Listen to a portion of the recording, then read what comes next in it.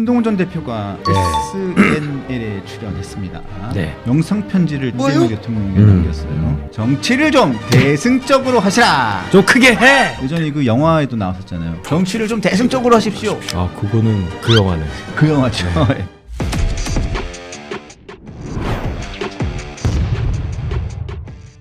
네, 안녕하십니까. 3월 30일 유병수의 강펀치 시작하겠습니다. 자, 오늘은 월요일입니다. 월요일의 남자 윤희석 국민의힘 선임 대변인 나오셨습니다. 네, 큰 안녕하세요. 박수. 예.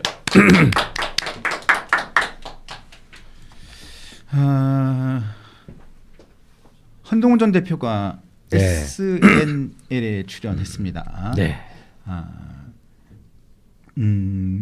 저는 직접 보지는 못했어요. 그 유튜브에 한동훈 SN을 치면 쇼츠가 많아요. 아, 쇼츠는 봤는데 직접 그 정도면 되죠. 그래도 쭉 봐야 되는데 볼 수가 없어서 쿠팡 그거를 해야 되잖아요.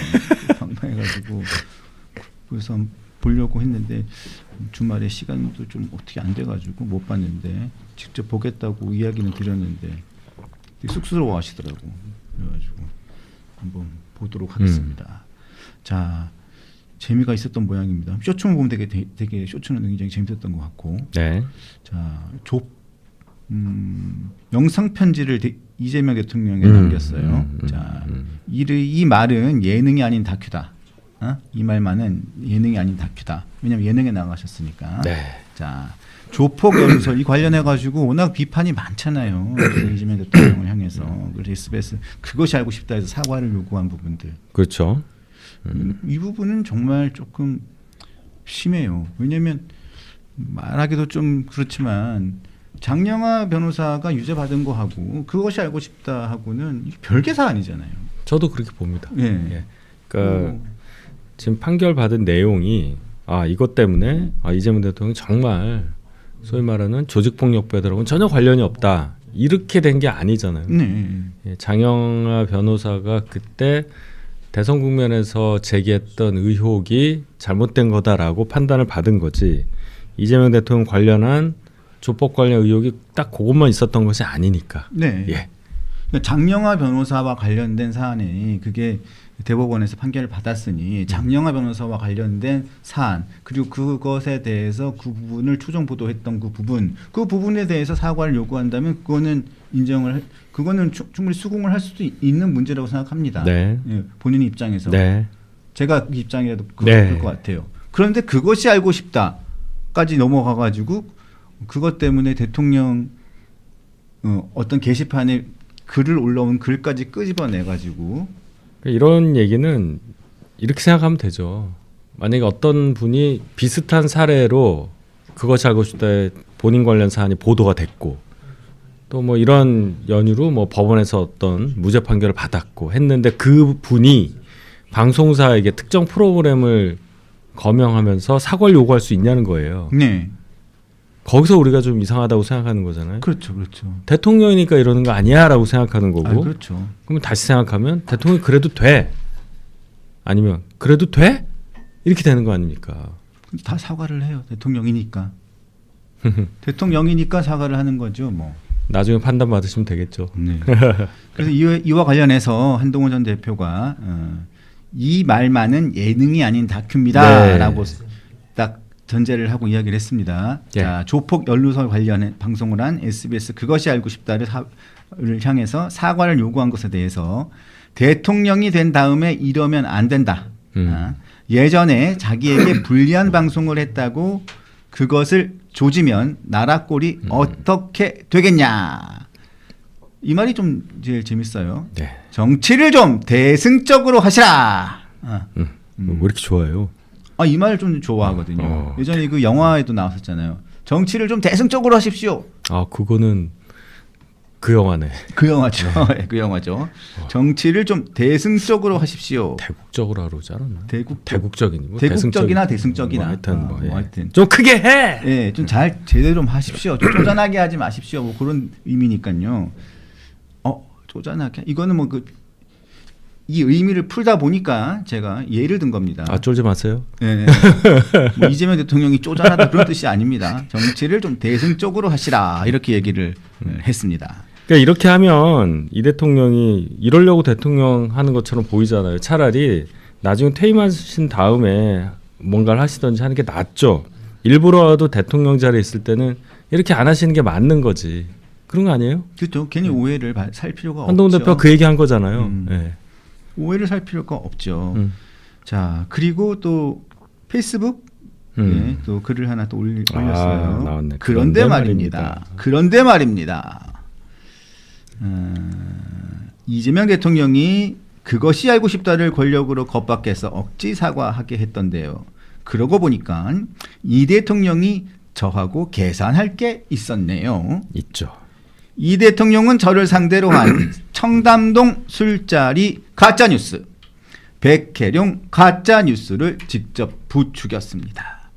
둘 다 100% 가짜뉴스로 확인되는데도 이재명 대통령 저에게 아직 사과 안 하셨지요?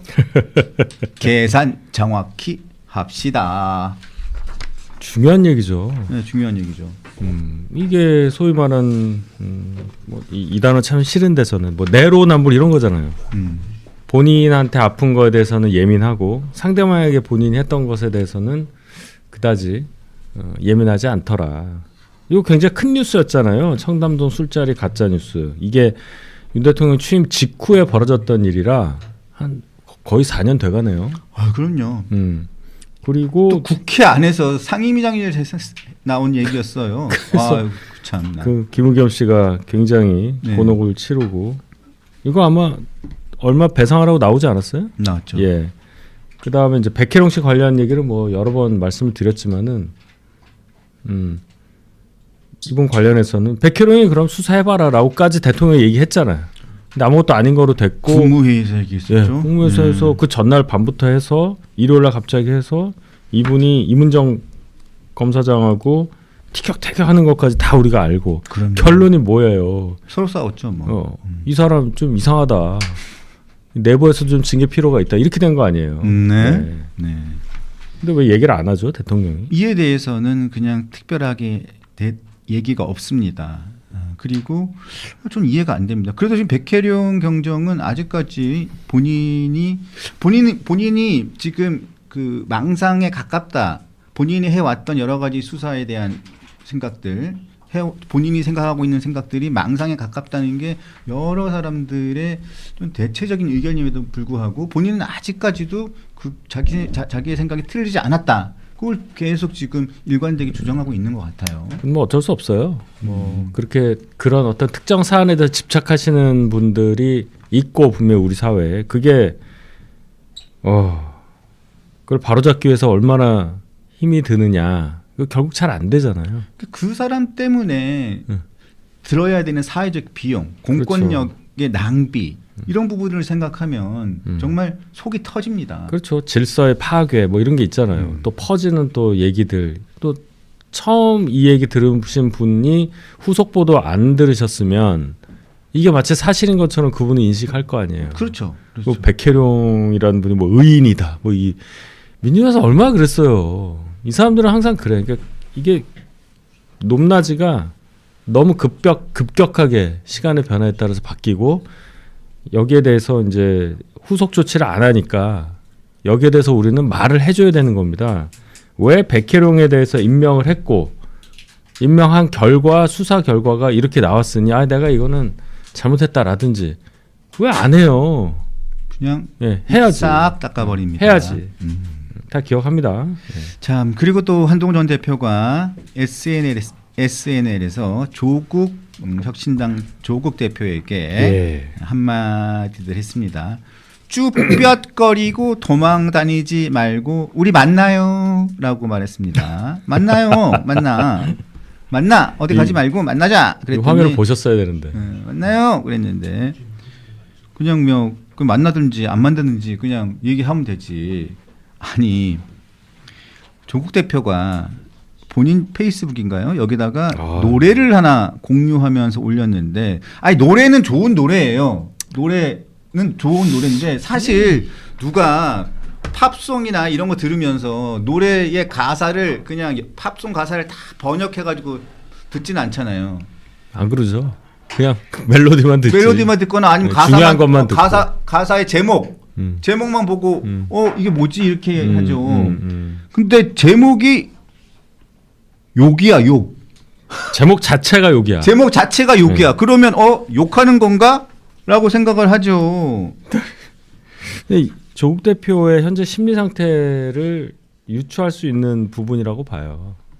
본인이 SNS에 뭘 올리는 순간 바로 기자분들이 알게 될 거고 보도를 할 거고 이거 다 알잖아요. 예. 알고 한 거잖아요. 알고 한 거죠. 그러면 이제 내가 이런 상태라는 걸 내가 이걸 올려서 내가 말하고자 하는 바를 기사가 나오기를 바랬다고 봐야 되는 거 아니에요. 그렇죠.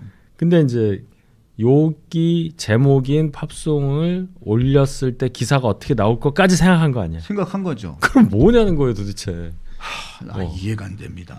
그리고 이해가 안 갑자기 뭐 됩니다. 비공개로 전환하고 예. 이거를 노리는 게 뭐였는지 진짜 너무 궁금합니다. 뭘 노렸을까요? 그냥 내가 기분이 나쁘다 아니겠어요? 나빠? 그냥 나 기분 나쁘다. 어. 지금. 그걸 좀 사귀고 뭐 좀 의미 있는 얘기를 해야 리더가 되는 거지. 그 SNL에서 잘 뽑았더라고요. 결론은 이걸 알고 한 건 아니겠지만 그 조국 대표를 연기한 정성호 씨가 보면 눈을 안 마주쳐요. 한동훈 대표 나왔는데 일부러 그런 거겠죠. 그래서 뭐 저쪽 말하면서 굉장히 웃겼잖아요. 여기에 대해서 만약에 반응을 한 거라면 조 대표가 차라리 그 장면을 올린 다음에 나도 불러달라라든지 뭐 이러면은 훨씬 더 좋지 않았을까? 그게 좀 코미디로 받아야지. 코미디를 근데 이 욕으로 노래 받나? 알지도 못했어요 사실은. 코미디를 욕으로 받으면 되냐고요. 그렇지. 아유, 하여튼 참. 좀 이분 그 사면 복권된 이후로 작년 8월이었나요? 8.15였잖아요. 그때 이후로 쭉 이 반년 정도 지난 이 행보가 민주당조차 지금 두 손 두 발 다 드는 상황 아니에요. 참 그렇습니다. 예. 참 놀랐어요, 진짜. 아니 왜 밤에 자꾸 이래? 정치인이 그냥 올리는 페이스북이나 SNS에 욕설이 제목인 노래가 딱 올라가 있는 거는 정말 좀 처음 본 것 같아요. 처음 본 것 같아요. 안타깝습니다. 이렇게까지 안 하셔도 되는데 그래서 유시민 씨가 유시민 전 장관이 조국 대표 뭐 정치 안 했으면 좋겠다 뭐 이런 말도 하신 걸로 저는 기억을 하는데 최근에 그랬나요? 예, 들었는데 본인도 뭐 마침 들은 느낌인데 본인도 하여튼, 뭐 그냥 뭐 독인 개긴 같은. 하여튼 어느 분이 그런 말을 하셨어요. 제가 헷갈리게 또 혹시 어떻게 네. 될까봐. 저도 뭐 헷갈렸다면 유시민 삭제. 예. 저도 유시민 삭제. 예. 저도 말 조심해야 되니까 하여튼간 확인되지 않았으니까 삭제하겠습니다. 그러니까 이런 부분에 있어서 평가가 나오는 거다 이렇게 봐야 되겠죠. 자, 조국 대표가 그런데 그러고 난 다음에 욕 관련된 얘기를 올렸다가 비공개로 돌렸습니다. 그런 다음에 정책 관련된 이야기를 냈는데 출퇴근에 대중교통을 한시 무료화하자 이렇게 얘기를 했어요. 이렇게 해서 예산을 엄청 들 거 아닙니까? 네. 이걸 추경에 포함하자고 제안을 했습니다. 네. 이 돈은 자기 돈입니까? 그러니까 이거 우리가 이제 봐야 되는 게요. 한국 경제 상황이 이제 연초에 막 주가 오르고 해서 여러 가지로 좋은가 보다라고 판단하시는 분이 많고 경제에 대해서 얘기가 좀 그렇고 또 안 좋다 하더라도 외생 변수 때문에 전쟁 때문에 이런 거니까 그냥 넘어가는 분위기인데요. 하반기에 어떻게 될까 정도 이제 생각을 해보면 작년은 윤 대통령 물론 탄핵 당하고 그 전에 직무정지 되긴 했지만 이재명 대통령이 6월 이후에 취임을 했기 때문에 그냥 1년 전체로 보면 이 대통령의 책임이라고 보기가 어렵잖아요. 이제 올해부터란 말이에요. 전체 올해가 다 이제 이재명 대통령 임기 중에 들어갔을 때 이 연도에 2026년도에 대한 경제 상황 평가를 국민들이 분명히 할 때가 오잖아요. 그렇죠. 그때 한번 생각해 보잔 말이에요. 예산도 이번 연도 예산은 거의 이제 뭐 700조 훨씬 넘었잖아요. 많이 넘었고 계속해서 이제 뭔가 돈으로 정부 재정으로 해결하려는 것들이 자꾸 나오는데 이게 맞냐라는 얘기가 슬슬 나올 겁니다. 이걸로 계속 하다 보면 나중에 어떻게 되냐. 그만큼 한국 경제 상황이 안 좋고 뭐 다른 나라 안 좋지만 구조 자체가 취약하다는 거예요. 외생 변수에. 그래서 지금 이 전쟁 관련한 상황에 영향을 받아서 국제기구에서는 우리나라 올해 성장률을 확 깎았잖아요. 예상을. 예. 이게 중요하다는 얘기입니다. 이게. 오늘도 증시가 폭락을 하고 있던데. 아, 그래요 또? 예, 증시가 폭락을 하고 있던데. 안 봤네. 우리 윤 대변인님이 나오시기만 하면 증시가 폭락을 하고 있는 것 같습니다.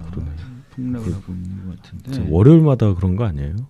요즘에 추세가 그런 것 같아요. 폭락을 하고 있습니다. 그 주말에 항상 보면 주말에 중동 정세. 그러면 제가 나온 날 사세요. 그게 맞는 거 아닌가? 뭐 살 돈이 있어야 사죠. 지금. 아니 주식 얘기하니까 왜 저한테 그러세요? 아니 뭘 팔아야 뭘 사는데 저는 지금 대통령이 아니에요. 팔 수가 없으니까.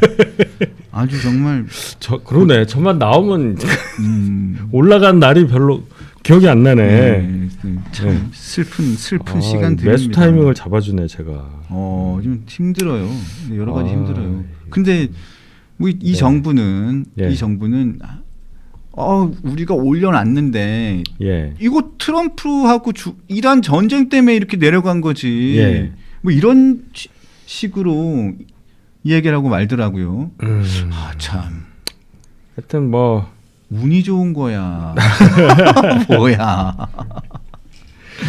참. 일단 경제 얘기는 해도 끝이 없겠지만 정권이 바뀌고 선거를 해도 돌아가는 거잖아요. 계속 우리가 먹고 살아야 되는 얘기들은. 그래서 이거를 정파적으로만 해석하면 참 어렵다. 그리고 특정 시점에 뭐가 어떻게 되고 이게 이래서 우리가 성과가 있고 얘기하기에는 주제가 맞지 않는다.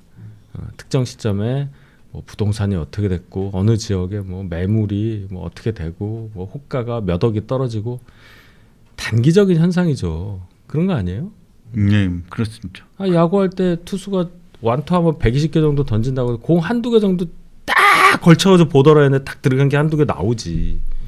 저는 그렇게 봅니다.